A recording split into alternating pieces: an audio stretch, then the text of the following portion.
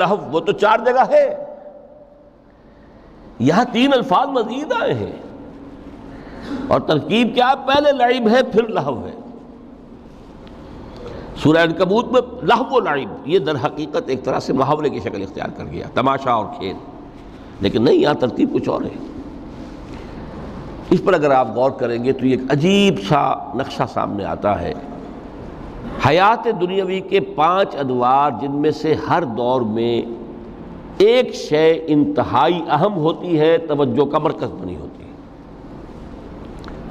ابتدائی دور ہے، بالکل بچہ بھی ہے، کھیل، بس لعب، اس کے سوا اسے کوئی زندگی سے سروکار ہی نہیں، زندگی کے تلخ حقائق ابھی اسے معلوم نہیں۔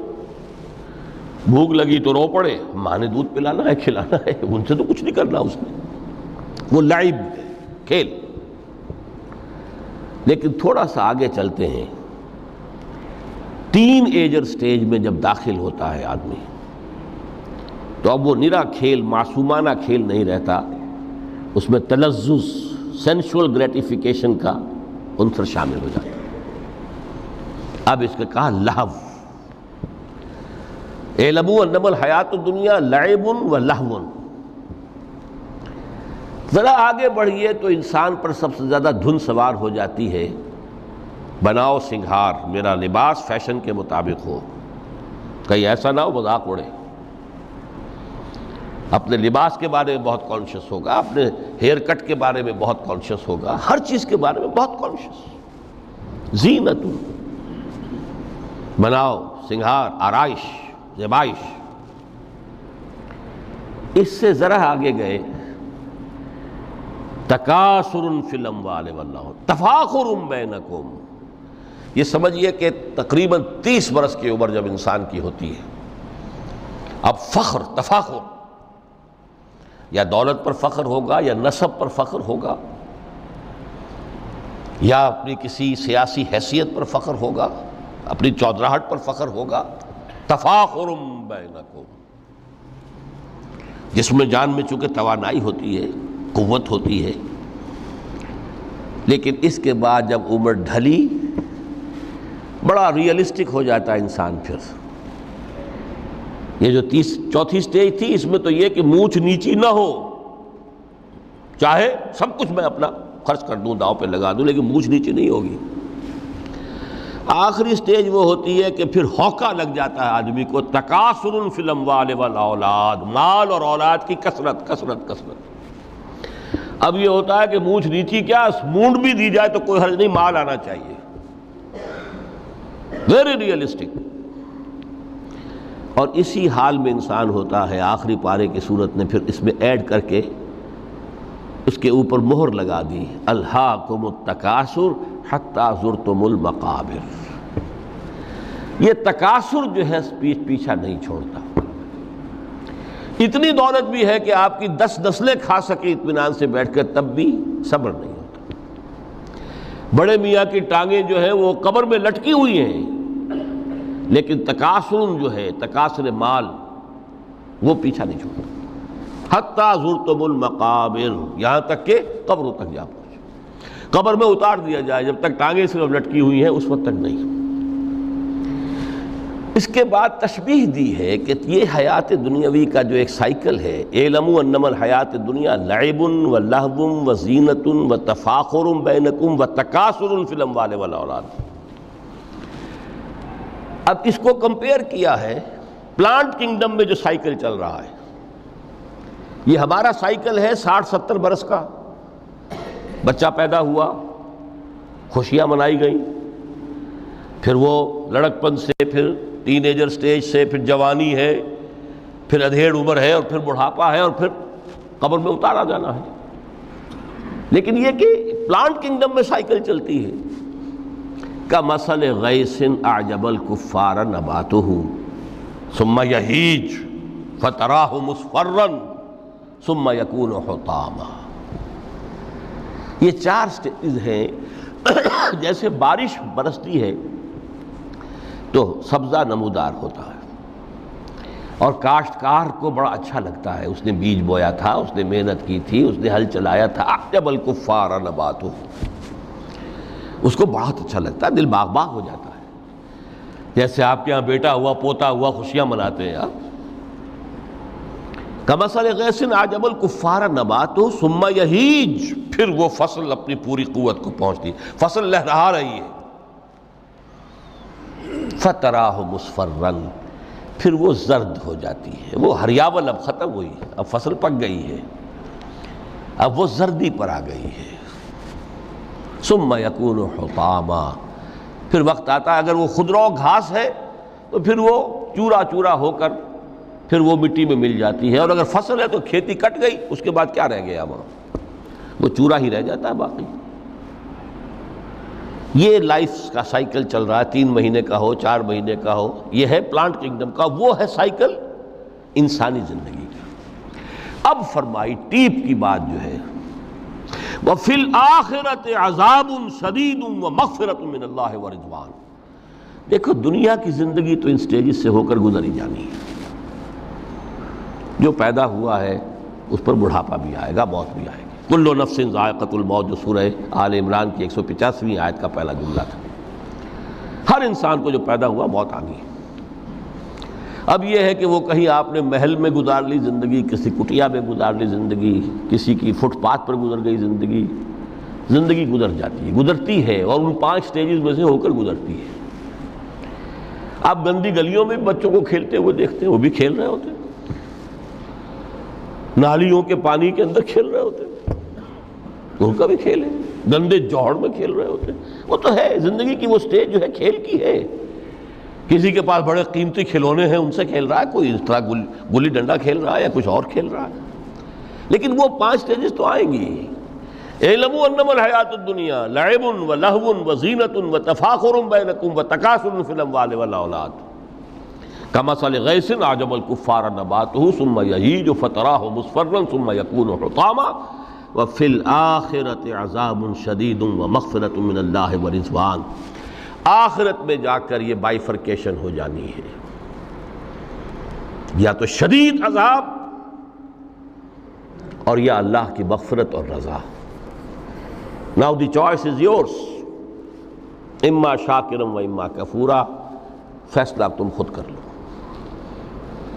وما الحیات الدنیا الا متاع الغرور. یہاں بھی آخری الفاظ وہ ہے کہ دنیا کی زندگی دھوکے کے سوا کچھ نہیں. کیوں؟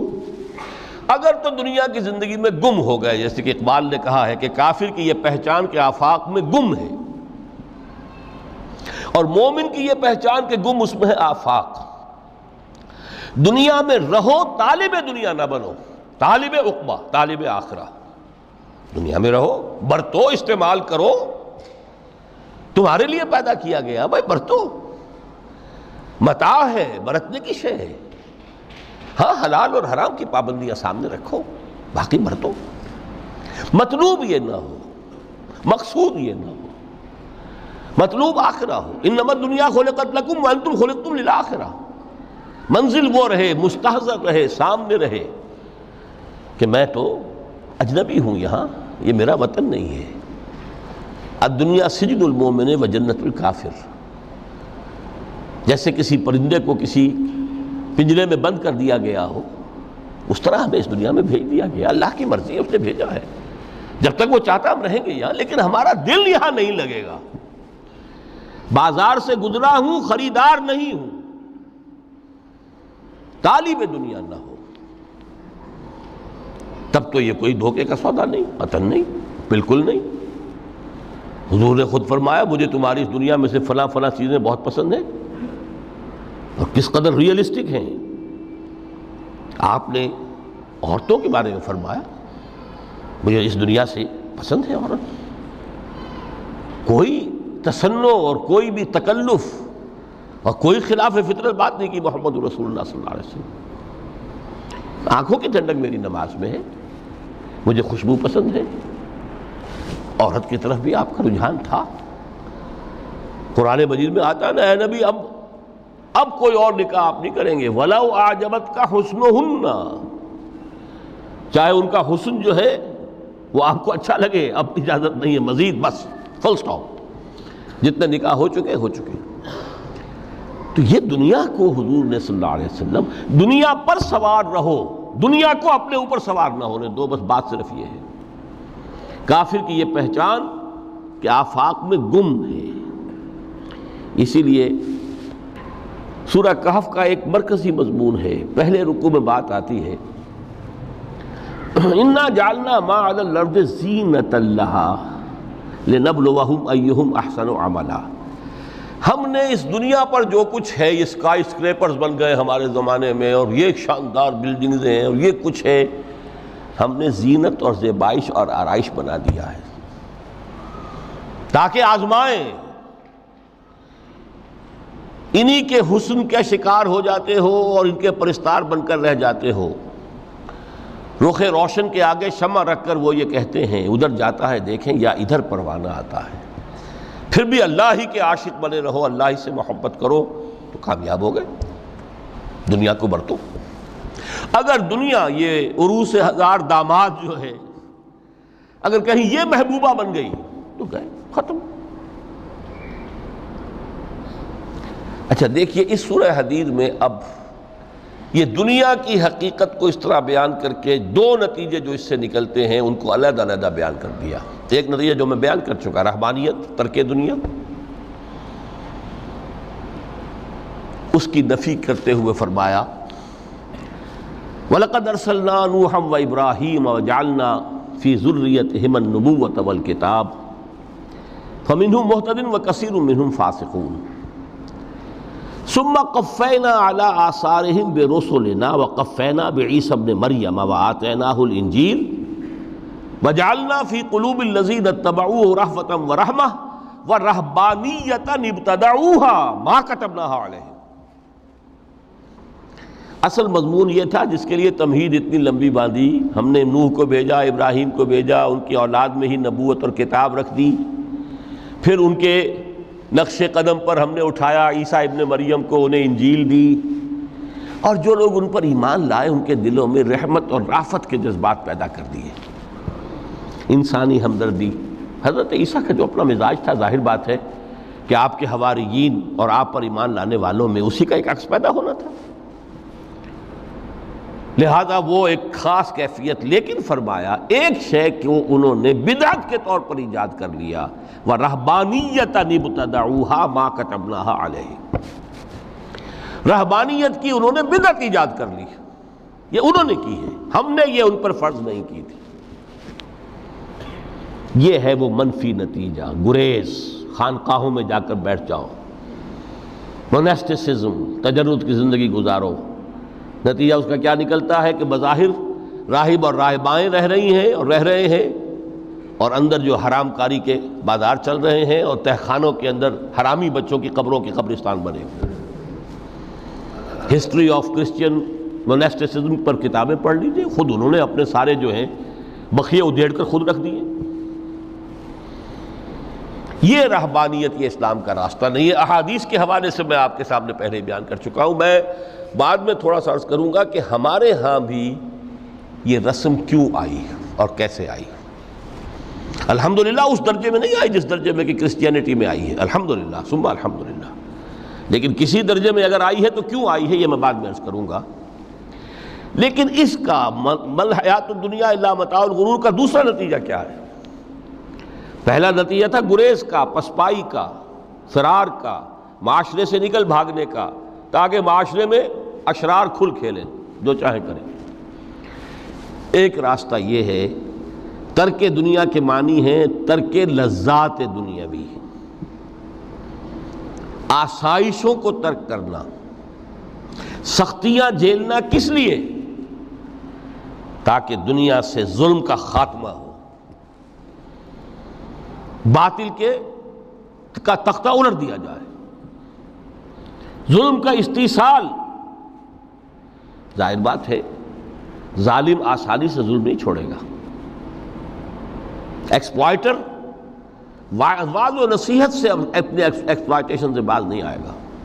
شاذ ہوتے ہیں اس طبقے کے اندر بھی یقیناً کچھ سلیم الفطرت لوگ ہوتے ہیں، جیسے طبقہ اشرافیہ سے تھے حضرت ابو بکر رضی اللہ تعالیٰ عنہ، سلیم الفطرت انسان تھے، وہ کوئی غلاموں کے طبقے سے تو نہیں تھے، کوئی فقراء کے مساکین کے طبقے میں سے نہیں تھے، اونچے طبقے میں سے تھے۔ عشرہ مبشرہ اکثر و بیشتر اس طبقے سے تھے، لیکن بائی